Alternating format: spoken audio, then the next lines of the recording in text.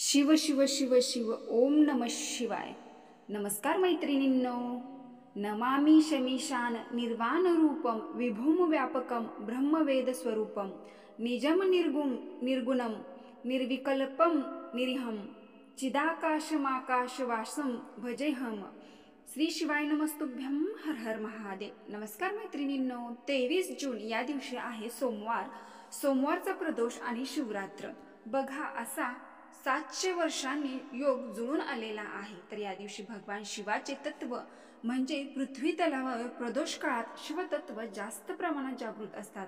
भगवान शिवाला प्रसन्न करून घेण्यासाठी तुम्ही या दिवशी पहिली गोष्ट ही लक्षात ठेवावी की नेहमी शिवलिंगाचा दक्षिण बाजूने बसून पूजा करा। दक्षिण बाजूला आपली पाठ आणि उत्तरेकडे तोंड असावे असे भगवान शिवाची पूजा करावी। याविषयी शास्त्र सांगते की शिवपूजन नेहमी उत्तरेकडे तोंड करूनच करायला पाहिजे, कारण जो दक्षिणेचा भाग आहे तो भगवान शिवाच्या पूजेसाठी उपयुक्त मानला जातो। तसेच शिवपुराणात लिहिले आहे, शिवभक्ताने नेहमी आपल्या मस्तकावर भस्म लावून पूजा करावी आणि आपल्याकडे रुद्राक्ष असेल तर रुद्राक्ष धारण करून ही पूजा करावी। भगवान शिवाच्या प्रसन्नतेसाठी आणि स्वतःच्या कल्याणासाठी भगवान शिवाचे पूजन करायलाच पाहिजे।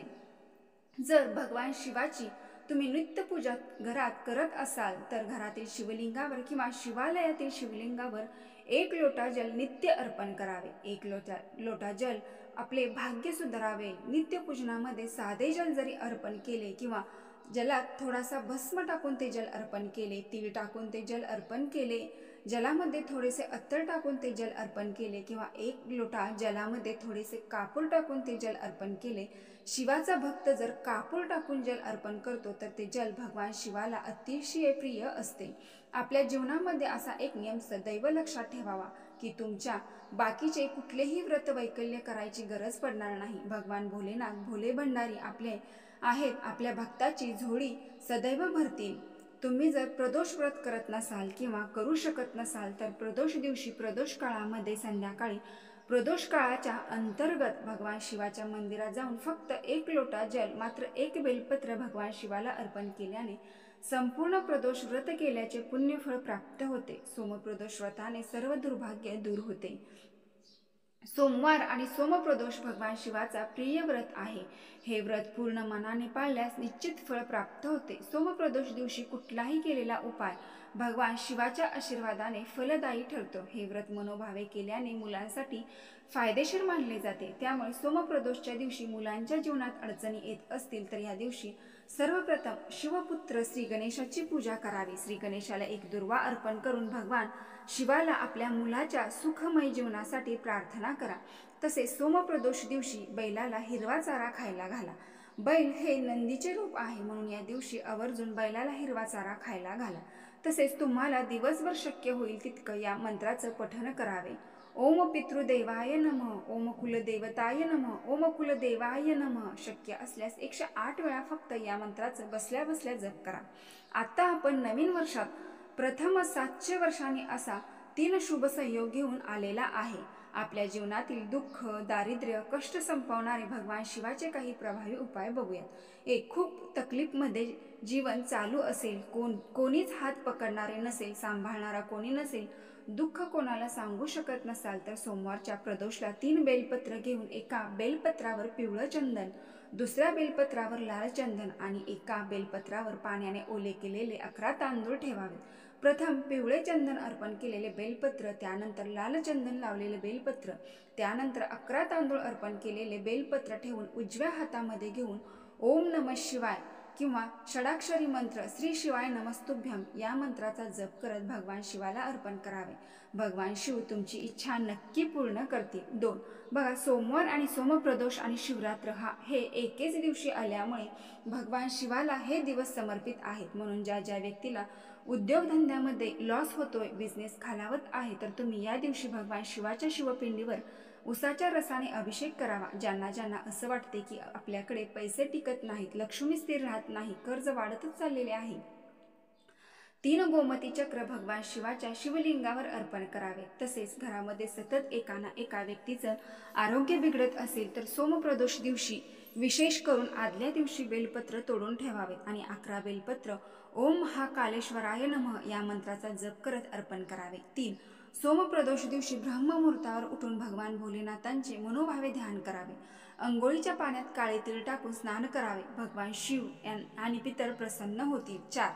शिवपुराण कथेत असे म्हटले आहे की राहू, केतू, बुध, शनी, मंगळ तुम्हाला कुठलाही ग्रह परेशान करत असेल, तुमच्या जीवनामध्ये कुठलाही ग्रह अनिष्ट कार्य करत असेल, निवेदन आहे की भगवान शिवाच्या मंदिरात जो कलश घेऊन तुम्ही जातात त्या कलशामध्ये फक्त अखंड 2 तांदूळ टाकून घेऊन जावे.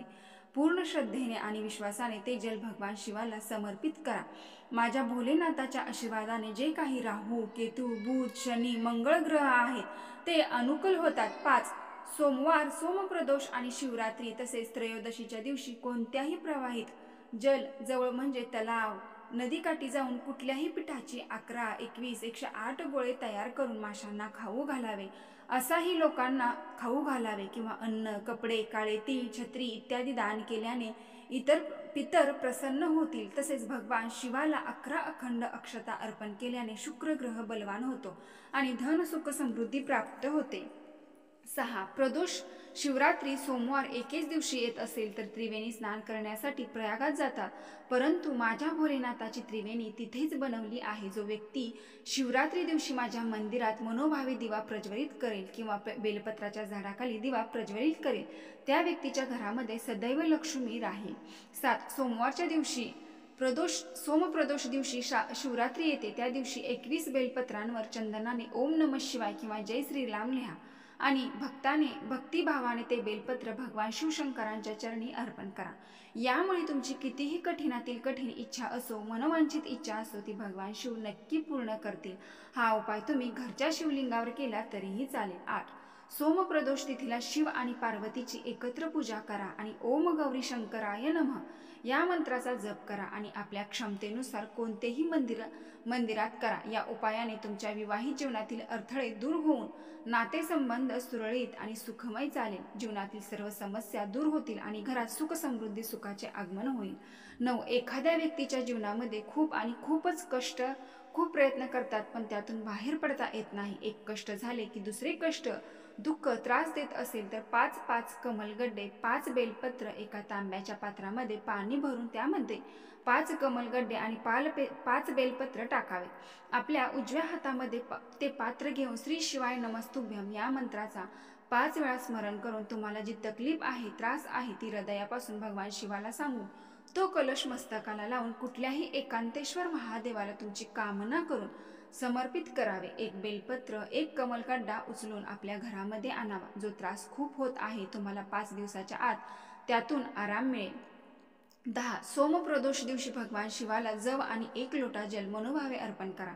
मुलांच्या जीवनामध्ये सुख समृद्धी तर प्राप्त होईलच, पण मुलांची बुद्धी तल्लख आणि सुखमय होईल. तर या ठिकाणी मुलं हा उपाय करू शकतील तर करत असतील तर त्यांच्याकडून हा उपाय करून घ्यावा.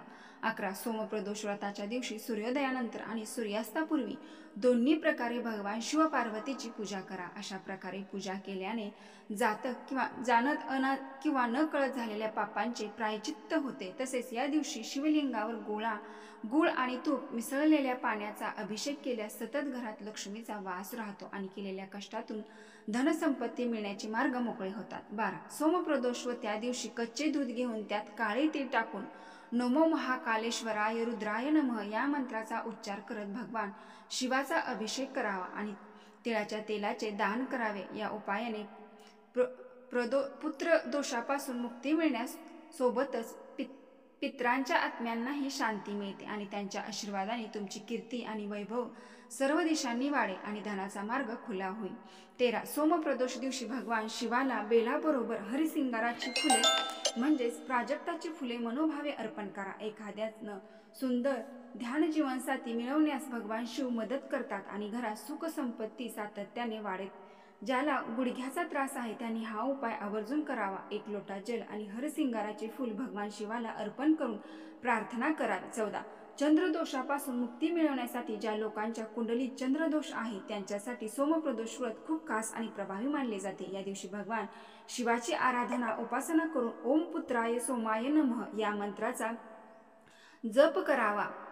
तसेच या मंत्राचा जप करत करत चंद्रदेवाला अर्घ्य दिल्याने चंद्रदेवापासून मुक्ती मिळते. आता आपण सोमप्रदोष निमित्त पौराणिक कथा बघूयात. फार प्राचीन काळी एका शहरात एक ब्राह्मण स्त्री राहत होती. तिचा नवरा वारला होता. तिच्याकडे काही शिल्लक नव्हते, म्हणून ती आपल्या मुलासोबत घेऊन सकाळपासून भिक्षा मागायला निघत असे. अशा प्रकारे ती स्वतःचे आणि मुलाचे पोट भरत होती. असेच एके दिवशी घरी परत येताना त्या ब्राह्मण स्त्रीला एक मुलगा जखमी अवस्थेत दिसला. ते ब्राह्मण स्त्री त्या मुलाला आपल्या घरी घेऊन आली. तो मुलगा विदर्भाचा राजपुत्र होता. शत्रूंच्या सैनिकांनी त्याच्या राज्यावर हल्ला करून त्याच्या वडिलांना मारून त्या राज्यावर ताबा मिळवला होता. ब्राह्मण स्त्री त्या मुलाला घरी घेऊन आल्यानंतर त्याच्या घरात राहू लागल्यास कालांतराने त्याच पुत्र आणि तिचा पुत्र आणि ब्राह्मणीचा पुत्र हे दोघेही मोठे झाले. त्यानंतर एके दिवशी अंशुमती नावाची गंधर्व मुलगी राजकुमाराला पाहून त्याच्या प्रेमात पडली. दुसऱ्या दिवशी ती मुलगी त्या राजकुमाराला तिच्या पालकांना भेटायला घेऊन गेली. काही दिवसांनी महादेवाने अंशुमतीच्या आई वडिलांना स्वप्नात दर्शन देऊन राजकुमार आणि अंशुमतीचा विवाह लावण्याची आज्ञा केली. त्यांनी तसे केलेही आणि राजकुमार आणि अंशुमतीचा विवाह पार पडला आणि ते आनंदात राहू लागले. आता दुसरीकडे ती विधवा ब्राह्मण स्त्री नेहमीप्रमाणे प्रदोष व्रत करत राहिली. या व्रताचा प्रभाव असा झाला की त्या राजकुमाराला गंधर्व राजाच्या सैन्याची मदत मिळाली आणि त्यांनी विदर्भ राज्यातून शत्रूंना हुसकावून लावले आणि वडिलांचे गमावलेले राज्य परत मिळवले. त्यानंतर राजपुत्राने ब्राह्मणीच्या मुलाला त्याच्या राजाचा प्रधान बनवले. प्रदोष व्रतामुळे राजपुत्र व ब्राह्मण पुत्राचे दिवस सुधारले. भगवान शिवशंकरांच्या आशीर्वादाने आता ते सुखमय आनंदी जीवन जगू लागले. त्याचप्रमाणे महादेव आपल्या सर्व भक्तांवर श्रद्धा विश्वासाने केलेले उपाय उपासना आराधनाचे नक्कीच फळ देतील. मैत्रिणींनो, व्हिडिओ पूर्ण माहिती आवडली असेल तर आपल्या चॅनलला एक लाईक करून कमेंट बॉक्समध्ये हर हर महादेव नक्की टाईप करा. धन्यवाद.